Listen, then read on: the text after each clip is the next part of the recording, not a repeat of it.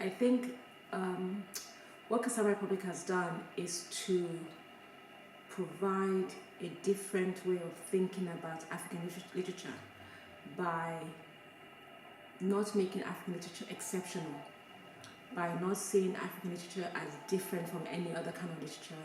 African literature is to see African literature as one part of other world literature that includes European, which includes Russian, which includes French, which includes English literature.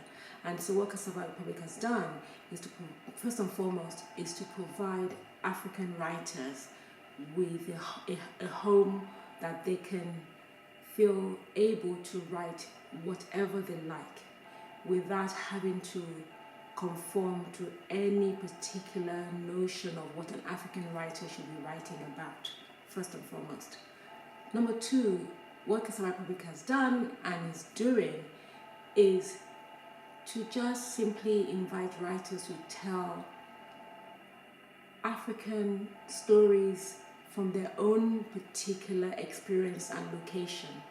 And not just experience and location, but also from the realms of their own imagination. So it is not about saying, here is a particular topic of how you write about Africa. It is, what do you think what does Africa means to you? And what of the world? How do you want to see the world represented in literature? Because the space of literature is an important space for accessing different worlds, both historical worlds, the present world, as well as the future. So what we're doing at Cassava Republic is to allow for authors to write without being answerable to anyone, without thinking about a market. Because once you start thinking about a market, you start censoring yourself to think, I'm writing for a particular audience, whether that audience is in Europe or in America or anywhere else in the world, but to write from the truth of your own experience and the truth of your own imagination. That's really what we're trying to do. I know it doesn't sound, it sounds kind of esoteric what I'm saying, but it's really important that we say that it is not about trying to fit into any particular box. It is simply to create a platform for writers of African descent, wherever they may be in the world.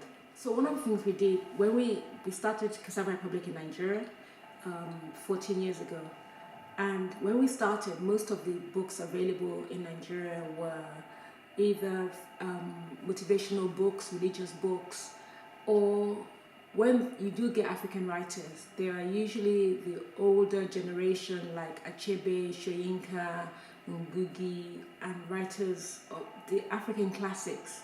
And they're really important.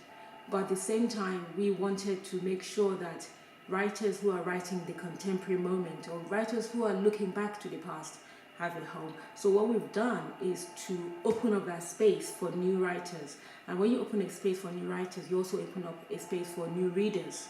So what we do and we continue to do is to provide an avenue for writers, and then also to think quite imaginatively about how you distribute books, because in Nigeria we don't have a lot of bookshops. There are bookshops, but not compared to the population size of the country.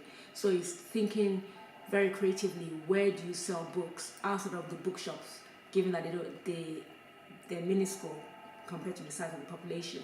So we have to think about selling bookshops in supermarkets, in cafes, in hairdressers, and places like that. So it's really important to distribute, to go and meet the readers where they might be.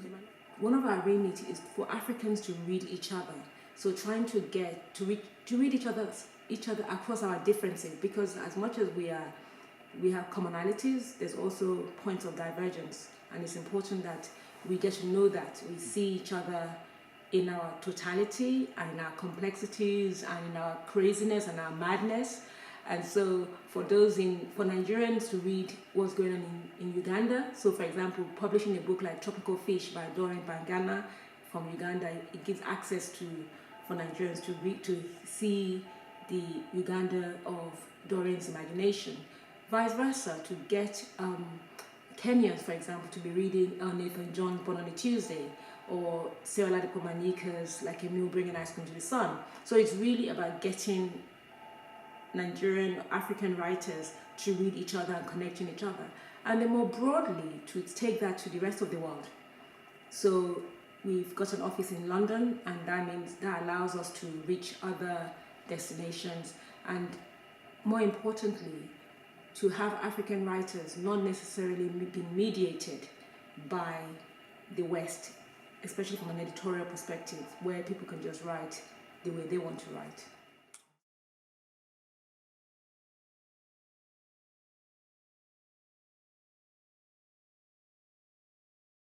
I think because many African countries, because the inflation is high, the exchange rate is ridiculously high and stuff, it means that when a book is published in London or Paris or New York, to get that books to to the different African countries, it's going to make it really super expensive. So one of the things we've tried to do is to cut the cost by half. So if a book is costing $15, we'll probably sell it for $6 or something like that, to make it more accessible, and for people to finance, or the cost will not be a barrier to reading, because I think that access to literature it's not a luxury. It's something that we feed on. We need to feed our bellies just as much as we need to feed our imagination. So it's important to ensure that people have access to resources that's going to help to feed their imagination, because once the imagination is fed, then you can start to also think about the belly as well. People often think, let's feed the belly and then imagination will come. I think actually when you're able to feed the imagination, you can then begin to think and imagine and birth all kinds of new possibilities.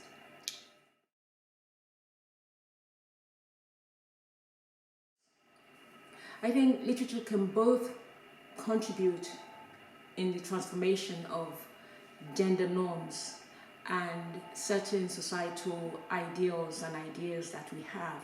It can also, literature can at the same time also pervert that and also entrench normative ideals and ideas in the world.